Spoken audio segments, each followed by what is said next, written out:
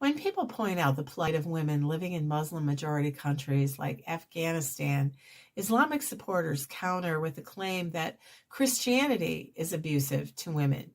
Their argument attacks Christian doctrine, not misguided people wrongly interpreting the Bible. It's almost like they have experience with blaming a doctrine. But in the last video, we learned there's a big difference in what the Qur'an says about women compared to what the Bible portrays about them. In this video, we're going to go into more detail. It might mean more controversy, but here we go.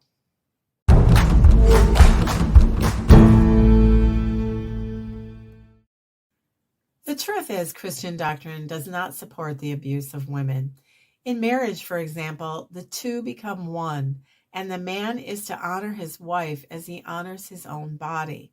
A man is to love his wife as Christ loved the church, sacrificing for her and dying for her. A man's prayers can be hindered if he treats his wife harshly, and he's instructed not to treat his children harshly either. There are no verses allowing mistreatment of any woman, and the Bible reveals occasions when God rescued women from harsh men. This is an important point. Once, when the Jewish priest brought a woman before Jesus, and she was caught in the act of adultery, they wanted his judgment to stone this woman. But the actual law says that the man who had committed adultery and the woman were to be stoned. But here, only the woman was given up, as if it was maybe even just a setup. Anyhow, Jesus looks at them and says to all of the men that were standing there, he said, the one who is without sin can be the first to cast to be the one to cast the first stone. And so he stooped down and started writing in the sand, and pretty soon he looks up and all the men are gone. And he is the only man that was left there, because he's the only man who was without sin. And yet, what did he do for this woman? Did he throw a stone? No, he didn't. He gave her mercy, and he offered her loving forgiveness. This is how Jesus portrays how women should be treated in the Bible, and how God, even in the Old Testament, treated women. According to statistics, in 2022, Muslims made up about 1% of the U.S. population, but 10% of news stories on domestic violence in the United States focused on American Muslims, which made Islam seem like it had a higher rate of domestic violence than other groups in the U.S.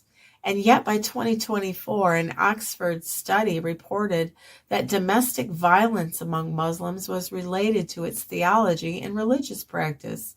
Now, why would the Oxford study link this violence with Islamic theology and practice? The answer would be because it's allowed in the Qur'an and hadith. Alongside nice verses about equality are quite a few troubling verses in the Qur'an, which are explained in the hadith and commentaries, but the explanations are not comforting. Here's a quick list. Surah 4:11 states that a daughter's inheritance is half that of her brother's. A wife's can be 1/8. Now, this isn't really different from the ancient Middle Eastern cultures, but the problem is that Muslims are still encouraged to settle their estate according to these verses in the Quran, based on those ancient laws. America began to change inheritance laws as soon as it became a country, and influenced by Christian or modern values, it gradually came to name the spouse as a beneficiary, and siblings inherited equal shares. Quran 282 commands, if two men aren't present as witnesses, get one man and two women. Muhammad said this is because the witness of a woman is worth half a man's, because she is deficient in her mind. Muhammad also said no one was more deficient in intelligence or religion than women. Muhammad said that he saw that the majority of women end up in hell. This hadith is also used to explain Muhammad's conclusion that women were deficient in intellect and religion. The Quran states a woman should dress modestly, but its explanation in the commentaries and hadith say women are required to cover themselves so that nothing of them can be seen by the command of Allah and men. Violation of this practice carries harsh penalties, as witnessed in Iran concerning Masha Amini. Surah 4:19 claims women should not be treated harshly. Then, a few verses later, it states that men are to be the guardians and maintainers of their wives. It says, men are in charge of women by right of what Allah has given one over the other and what they spend for maintenance from their wealth. So righteous women are devoutly obedient, guarding in the husband's absence what Allah would have them guard. But those wives from whom you fear arrogance, first advise them, then if they persist, forsake them in bed, and finally strike them. But if they obey you once more, seek no means against them. And just so you know, words in parentheses are not original to the Quran. The reality is that beatings were common and permitted by Muhammad. When one Muslim woman revealed her bruises, Aisha said, "I have not seen any woman suffering as much as the believing women." The hadith revealed that Muslim women were worse off than non-Muslim women, but Muhammad didn't respond, and that is according to a primary source with a high level of confidence for its accuracy. Hadith also records that Umar said no man should be questioned for beating his wife.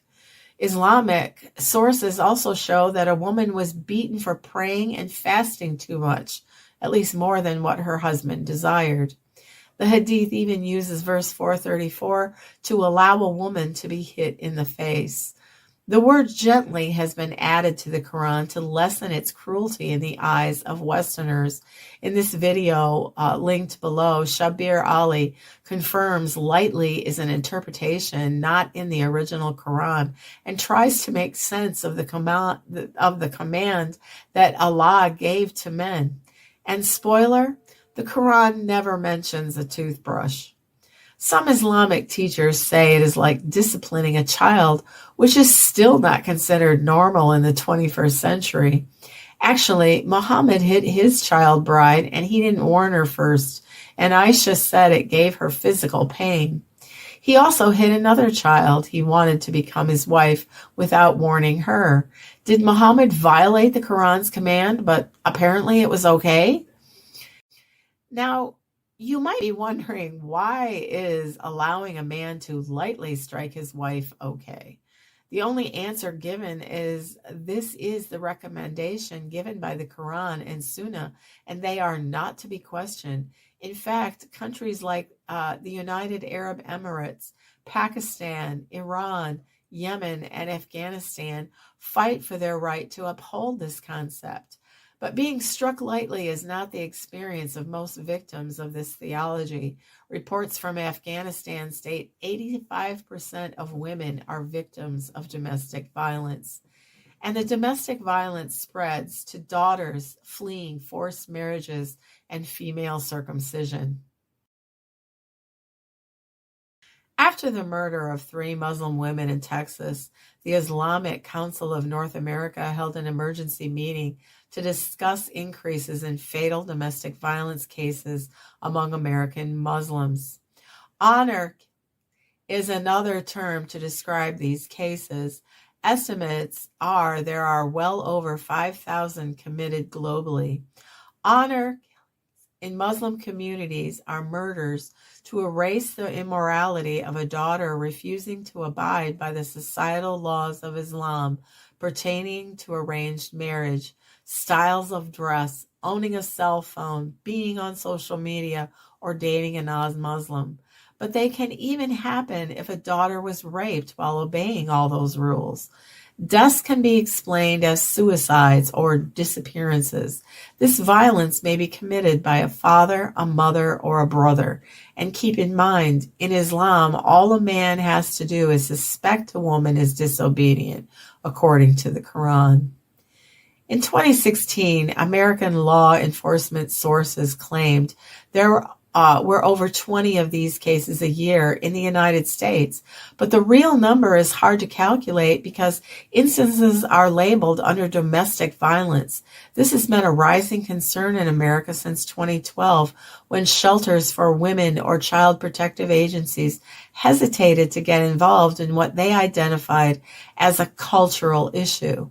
So we're back now to that Oxford study, aren't we? In her book, Domestic Violence and the Islamic Tradition, Aisha Chaudhry explains how her research surprised her.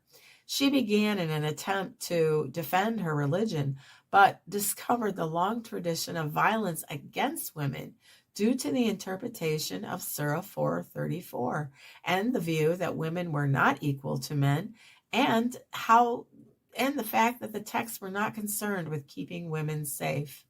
This is evident in Muslim-majority countries and populations today.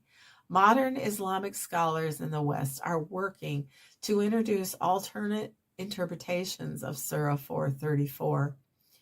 Surely Allah has better plans for women in paradise. We'll talk about that in an upcoming video, so subscribe if you'd like to watch that one. But for now, we'd like to know what you think. Is it too late to try to modify the Quran? Of course, not all Muslim women are abused, and not all Muslim men are abusers. However, despite the fact that Islamic sources are muddled and contradictory, the Sunnah and Quran agree a man is superior to a woman, and it is permissible to hit her. These verses and hadith are why Muslim women may be still fighting for their right to get an education, marry whom they want, and divorce whom they want. It is why they're killed for what they wear, believe, and say. I Googled religion that most discriminates against women. Links to articles on Yemen, Nigeria, Syria, Afghanistan, Iran, and Iraq popped up. Remember, this video isn't meant to criticize Muslims, but to inform Christians and tell the truth about what Islamic texts encourage its followers to practice. The texts are proudly held up as the final perfect word from God, and all that stuff about love in the Christian Bible is corrupt. But women thrive on love, and the God of the Bible already knows it and has provided it for them in Him. There will probably be comments about how all the verses in the Quran that we've shown you are wrong. They're not. Or that the statistics that we've shown you are lies, and Christianity is far worse. It's not. Which is why we've linked videos below of ex-Muslims telling their own stories. We hope these videos are helpful to you, and you'll share that one of those videos or any of those videos or this video with someone who needs to hear the message. I pray for the knowledge of truth to confront lies holding people in bondage. And if you're a Muslim woman searching for safety and rescue, turn to Jesus and ask Him for His way of new life, and this new life of love to deliver you. I speak a way of escape out of violent darkness for you, and for the peace of Jesus to fill you with His presence so that you may know His love. Thank you for listening. I'll see you in the next video.